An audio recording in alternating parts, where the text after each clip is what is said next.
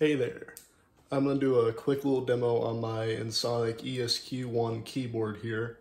I'm not a great keyboardist, I'm a producer, so it isn't going to be anything too great, but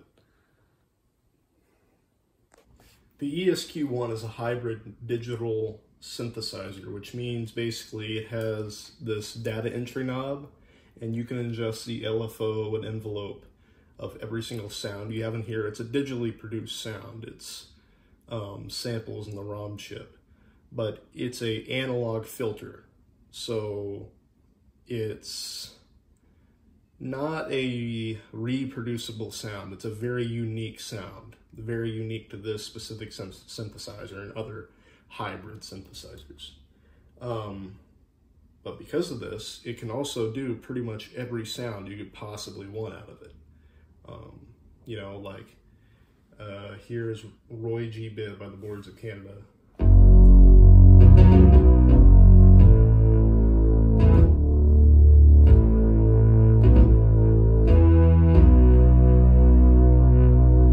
And that's just a built-in preset. So you can do anything with this thing, really, with that in mind. I mean, I could do other things like, let's see here. This is just the first ROM internal card, and it has so many built-in sounds, not to mention the things you can make with this thing, the countless possibilities. Here, let's try.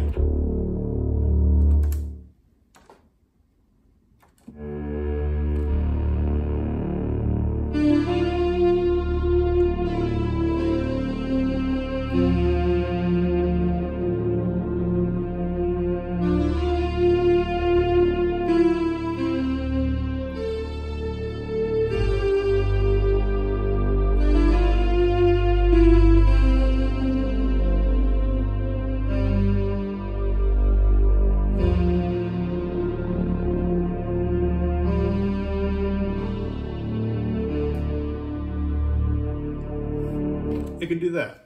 You know, that's cool stuff. It can do any sound you want it to. It even has a built-in piano sample set that sounds really good, especially for just an 80s. Not really. I mean, it wasn't really the most expensive keyboard. This would have been not the Casio. I mean, Casios were the really, really cheap keyboards. These were, the Ensoniq keyboards are high quality stuff. They were just the cheaper option to the selections of the time, like a Kai. Well, Akai made the samplers, and then there was so many brands that would have done similar stuff, like Korg and Oberheim and all those famous synth companies. But Ensoniq was cheap, but a lot of the things they did, I prefer over those expensive type things.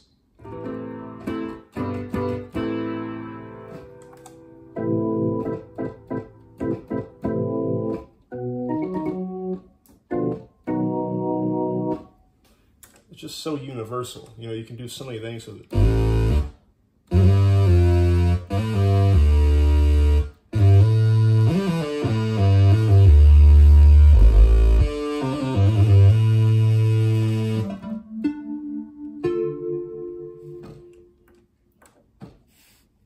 It's a truly universal, very open synthesizer that you can do pretty much anything on. I mean, just looking through the ROM sets here, there's so many sounds built in, and you can use the data entry knob to change things in the envelope and LFOs over here. I do that normally. I'm not going to do this for the sake of this, but you know, it's an option that, you know, I would most certainly recommend if you're going to be using this in a professional setting to adjust the sound the best you want it.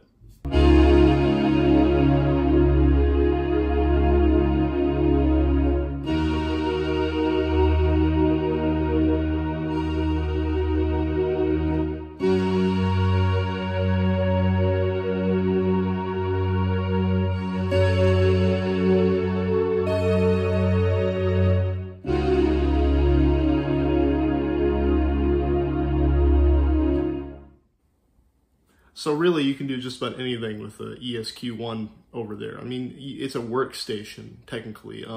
I need to replace the battery instead of mine in order to get it to work. But you can sequence sounds. You can have a full, what is the precursor to the modern day DAW inside of there. It's a, no, I mean, it literally is a digital audio workstation.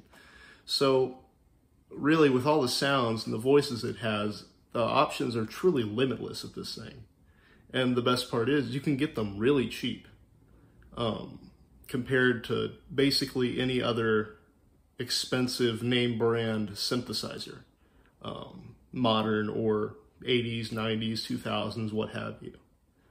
So that's why I really do think this is the best, at least budget synthesizer of all time, but that's just my opinion.